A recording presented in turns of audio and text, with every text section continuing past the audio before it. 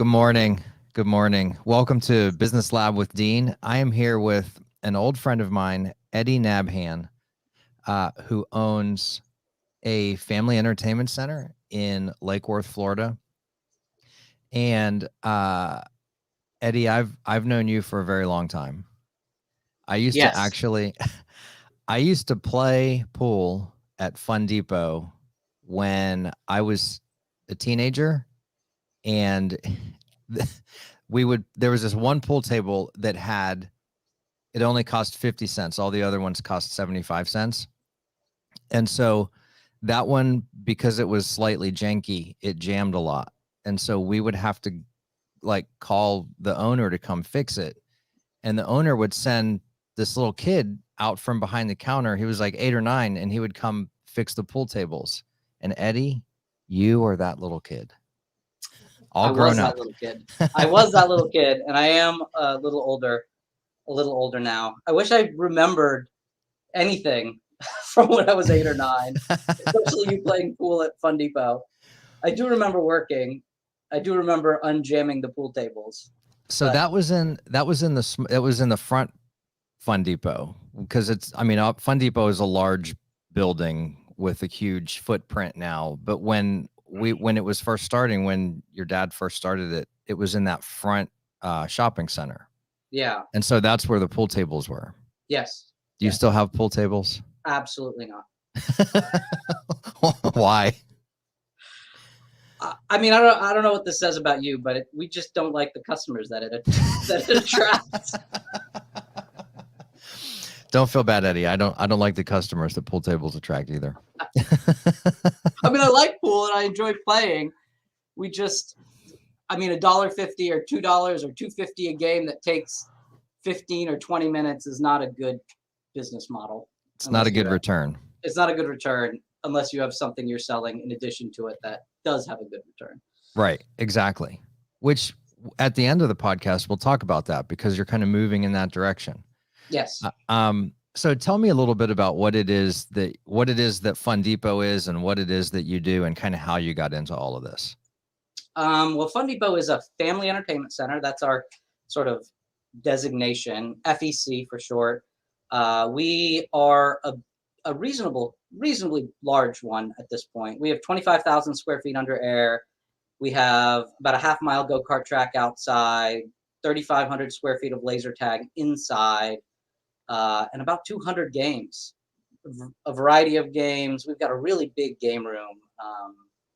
We have video games that drivers, like driving games. We've got big Star Wars games, virtual reality games, and all the ticket games as well, like the games that you play when you're trying to get tickets to earn prizes and get your kids to go home with a king size candy bar or something like that. Giant stuffed animal. I love it. So how I may have answered this already, but how did you get into this?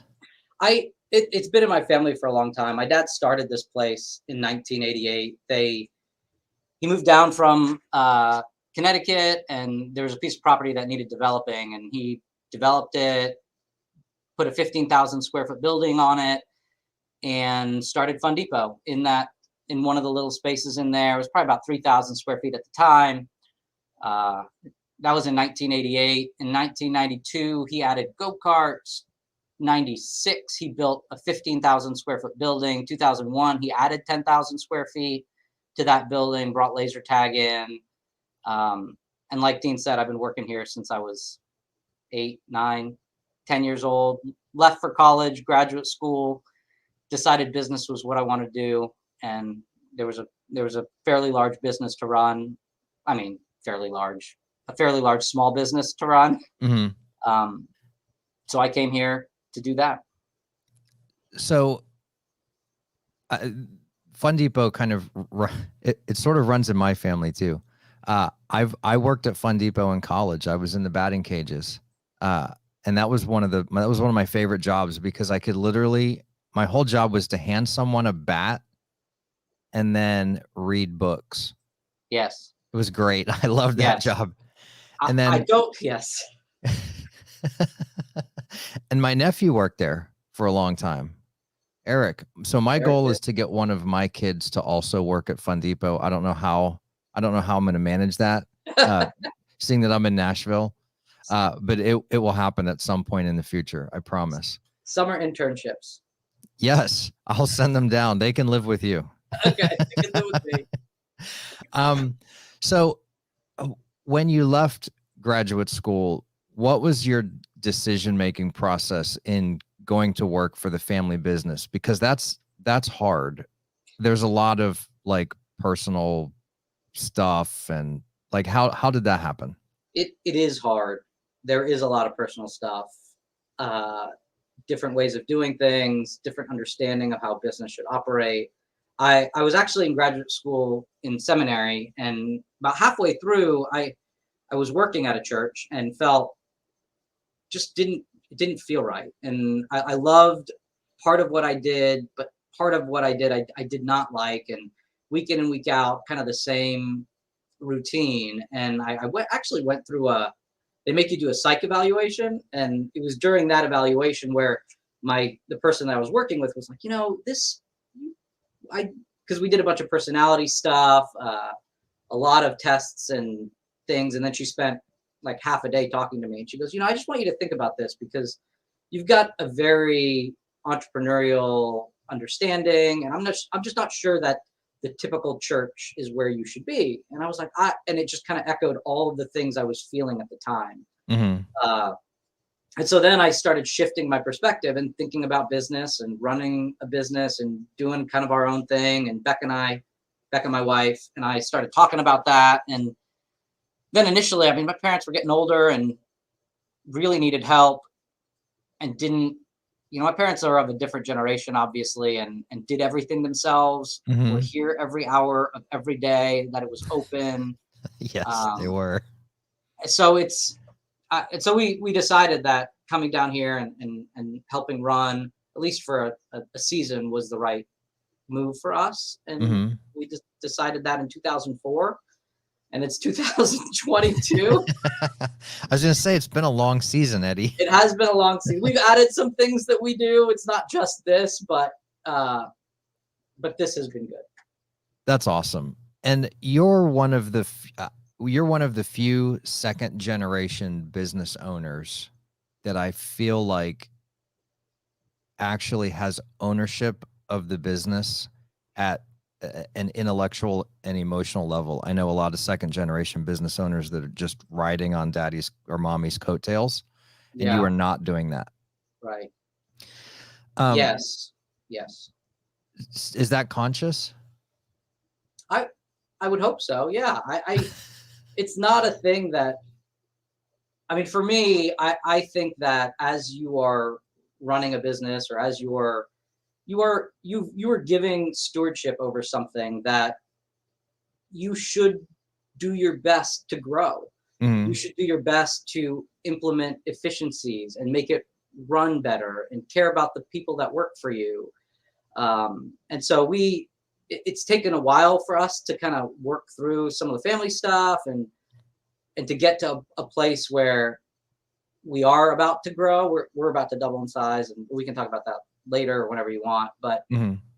I mean, I've really worked hard to try to put that stuff in there. And I was thinking about this the other day, but coming in 2004, thinking about from my dad starting in 1988 and then me coming in 2004, like I've been in the business just as long as from when he started to when I took over. Oh, wow. And I've implemented a lot of stuff in that time that has given us more control, more operational understanding, more better training, better staff, better leadership, all of those things. I think. I mean, it seems better to me. Maybe I'm just biased. No, I think you've done an amazing job. And so, speaking of doing an amazing job, from a very high level, what is it that you are trying to give people when they come visit Fun Depot? We are trying to give folks a fun, entertaining time to spend with their families, or or significant others. I mean, we have a lot of folks that come in that are on a date, married folks, or first dates or third dates, and we just want people to come in, enjoy our place, have fun playing the games, enjoy whoever they're being with by playing with each other. And we have such cool games that allow for that. One time we had our fantasy football draft. I know it's fantasy season. I'm not big into fantasy sports, but one time we had our fantasy football draft. We order determining thing at Fun Depot. And so we picked 10 games. Everybody competed at those 10 games. And then we kind of slated how did you score at each of those things? Then we averaged it all together. And that's how we determined who got to pick first in their fantasy draft. And we had like cool.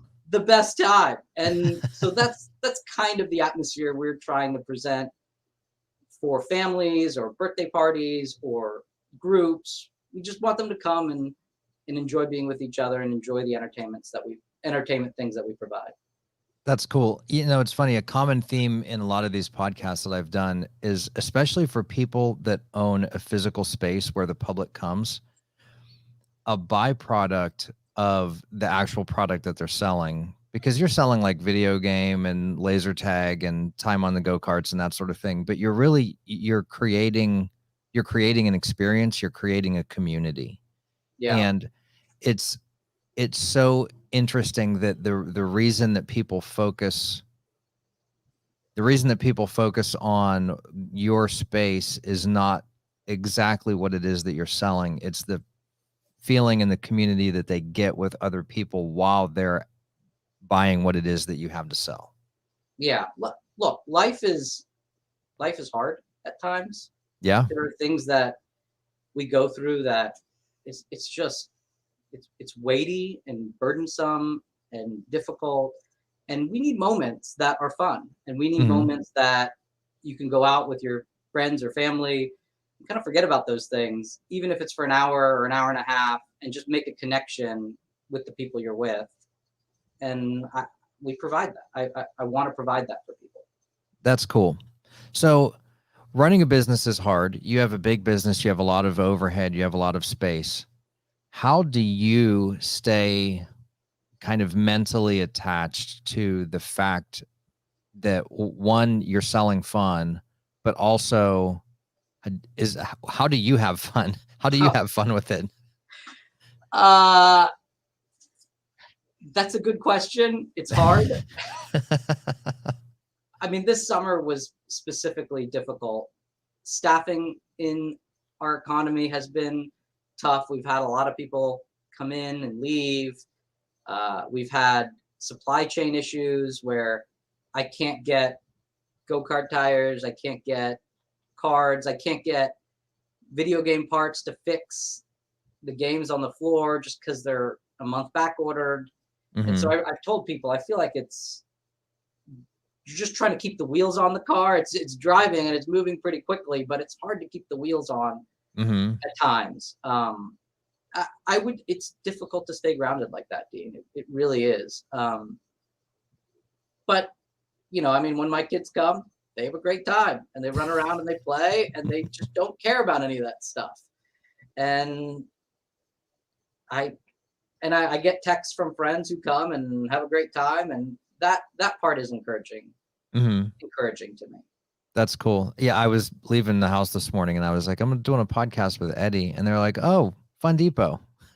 I'm like, "Yeah," because they know. I mean, they've been to Fun Depot. The first time Aiden drove anything was one of your golf cart or one of your go-karts, and I think he crashed it into something he shouldn't have. Sure he did. And now he drives a real car. Hopefully not crashing that into anything. No, he's not done that. He's behaved himself pretty well.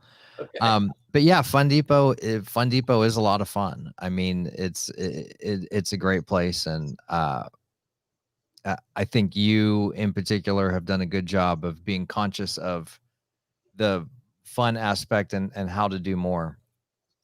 So let me ask you, what advice would you give someone getting who's getting ready to start a business, what's the main piece of advice you would give someone? Hmm. I mean, is there a, I mean, it would depend on what business they're starting. What would you tell someone who Probably, wants to start a family entertainment center? I would tell them not to do it. No, That's the most common answer to that question is I'm don't do sure it. it is. I mean, this is a high, like you said, this is a high overhead environment. Mm-hmm. You're committing to a lot of big purchases, Mm-hmm. and it's got to work, or there's a lot of it's just the startup costs are so big that if it doesn't work, you're going to be in serious trouble. Yeah. But starting a business, I mean, there's a lot of similarities in all of them. You have to watch your cash flow. Mm-hmm. You have to be as efficient as possible. The team that you put together is very important. Mm-hmm. Sometimes when you start, you go a long time without making any money. Mm-hmm. I mean, that's what I remember being a kid and eating beans and rice for a really long time because that's all we could afford to eat. Sure. Um, Starting a business is not easy, but if you don't quit and you keep with it, and it's something that you see the long-term viability, and as you grow, you see that cash flow growing. Mm-hmm. I mean, and then you have to like scale as the cash flow grows and put the correct things in place at the right times. And it is complicated, but it's also, I mean, the cash flow thing is pretty simple. Like you can't spend a ton of money if you don't have it. Right. That's true. That's and people that do spend a ton of money that don't have it, that's where the real problems occur. Yeah. So w- n- tell me a little bit about the growth that Fun Depot is going through right now and what that looks like for you. For a long time, I wanted to make the place bigger and modernize it. And we've put some of those things into place over the last however many years, but just in the past 4 years, we're in a really fortunate position where we own the real estate that we're on. Mm-hmm. We're on a 6-acre piece of property. We're not paying rent. We pay our mortgage. I mean, there's obviously a separate real estate entity that we pay rent to, but Mm-hmm. it's self-managed. Sure. So the past 4 years, I have redone the whole property, all the parking lot, all the landscaping, irrigation, restriped it, redid all the drainage, big construction project. And we are doubling in size. So we're going from 24,000, we're adding another 24,000 square feet. Wow. And we're adding 20 lanes of bowling, full service bar and restaurant. And we're going to be a 50,000 square foot place then. And hopefully That's our amazing. demographic will widen. We'll have a different, it won't just be families, but it will be more adults and people in their 30s, 40s, and 50s that are kind of going out with their friends and want to have a good meal, a few beers, bowl, or play video games. That's amazing. That's fantastic. And so where's the expansion physically going to occur? Is that on top of the batting cages? Yeah, the batting cages are gone, Dean. I know that's a sad moment for you. I have some videos of them being demoed I can send to you. But no, yes, I don't want to see that. I'll have trauma. The batting cages are gone, and it's an extension of our current building. So we'll have a big entrance. It'll be a singular entrance, and you can go kind of wherever you want in our entertainment facility. That's cool. That's very exciting. When does that happen? The guys are actually putting drywall up today. So Wow. we're making some moves. It's hard to pinpoint an open date with the supply chain the way it is. Mm-hmm. It's very dependent on the arrival of fixtures and equipment and all of those things. A picture of the supply chain. I ordered our walk-in fridge December 1 of last year. Oh my gosh. And it's still not here. And they had an arrival date of September, and now they've bumped it back to November, maybe. So oh my goodness. can't really open without a walk-in fridge, freezer, beer cooler. Yeah, right. That's crazy. So, how can people find out more about you or Fun Depot or all of those things? We have a website, fundepot.com, Instagram at Fun Depot Inc. INC. We have a Twitter, but they can follow us on any of those places. You come to West Palm ever, we'd love to have you come to our facility and play and enjoy yourself. But fundepot.com is the best way. Cool. I love it. Well, Eddie, thank you. Thanks for all of your insight and time today. And I'm sure that I will talk to you very soon. Yeah, I'm sure we will chat, Dean. And I'd like to come on again and just tell stories about Dean. If we can have another session where I do that. We'll do that. That's going to be next season is talk trash on Dean from everybody from the first season. I love it. All right, Eddie. Thanks, man. See you, my friend.